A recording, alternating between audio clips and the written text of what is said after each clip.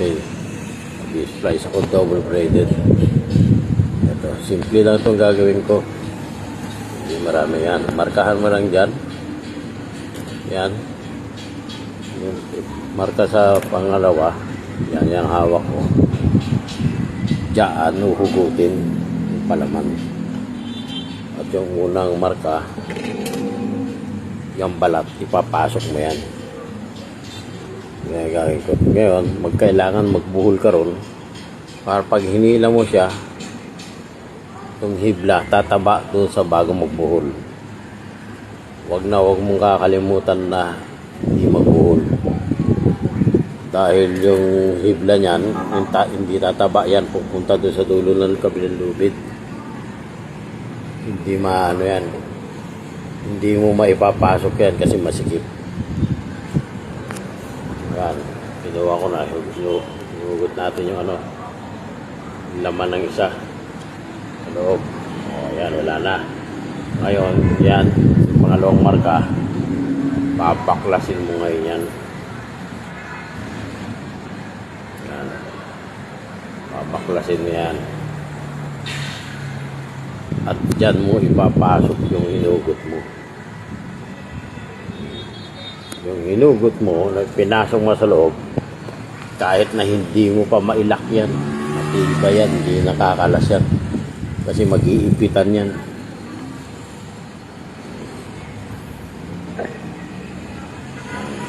Klasan lang yan. Yan na. Oras na. Tapos, pupunta sa gitna dyan, ipapasok mo naman yun dyan, sasalubungin mo yung hinugot mo. Kahit sa malaking lubid, yung mga 80, 75, ganyan ang ginagawa ko. Ngayon nga lang, kailangan meron kang special tools. Meron akong bakal na merong bilog sa dulo. Kaya pag ipinasok ko yun, walang bara. Kaya dito sa maliit na double braided, gamit ko lang dyan wire. Balutan mo yan. Balutan mo para kasi yung hibla niyan mahirap ipasok yan. Hindi naman mag-meeting dito yung Yan, balutan mo. Tapos yun, lagyan mo ng wire. Sukat niyan yung binarkahan ko kanina.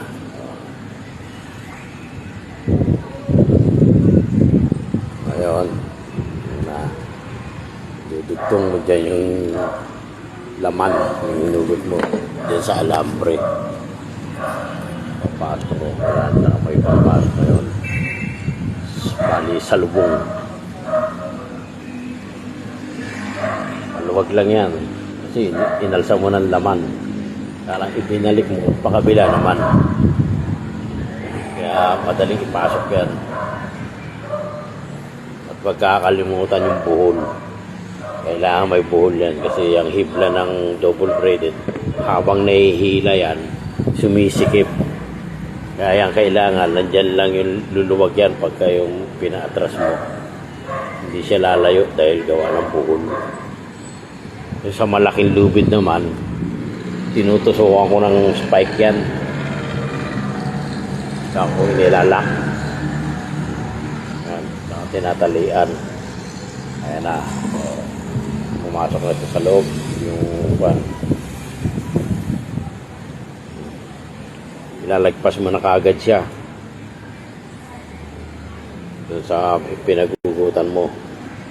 Ilalagpas mo na kung ilan ang gusto mong allowance na yung pinakahaba ng mapasukan. Yan, mahaba na yan kasi yun mahaba na yan dahil umatras na yan double braided. Pero pag nahila yan, mahaba yan. Yan, umatras yan. Tama ngayon, simple lang ipasok yan.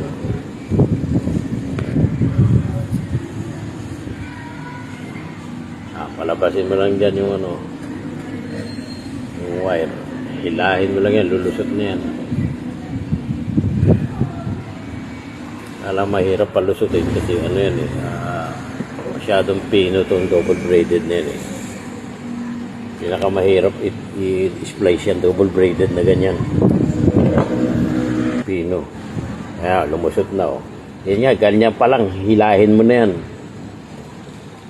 Hindi na babaklas yan eh. Lalo na pag naipasok po itong pinaka-cover niya. Yung balat niyang yan.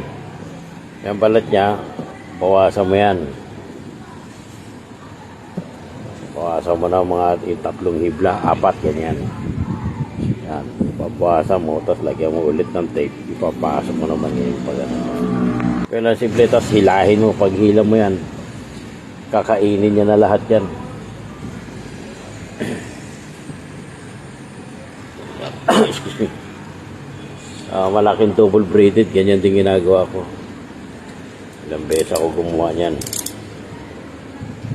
May nagsasabi nga sa akin na hindi raw na i-splice yan. Machine daw i-splice. Hindi. Ilang beses, pati dugtong yan. Nagdugtong na rin ako niyan.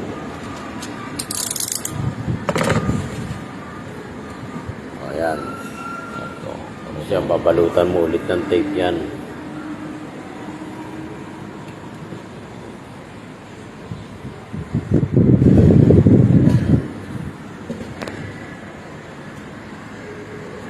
Yan. Tapos samahan mo na kagad din ng alambre. Hindi hulos yung alambre yan, kakapit yan eh. Pero kung sa malaking lubid,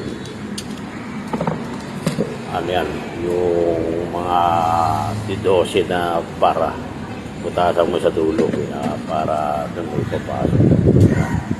Papasok mo naman siya ngayon doon sa pagitan.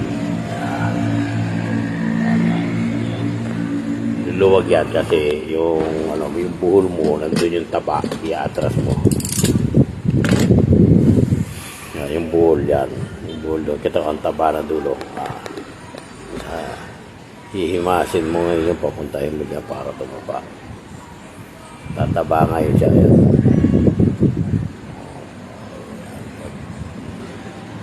Yan. Kahit sa gitna mo lang yan palabasin, pwede na yan. Kung mahirapan ka. Yan, pagkano ka na.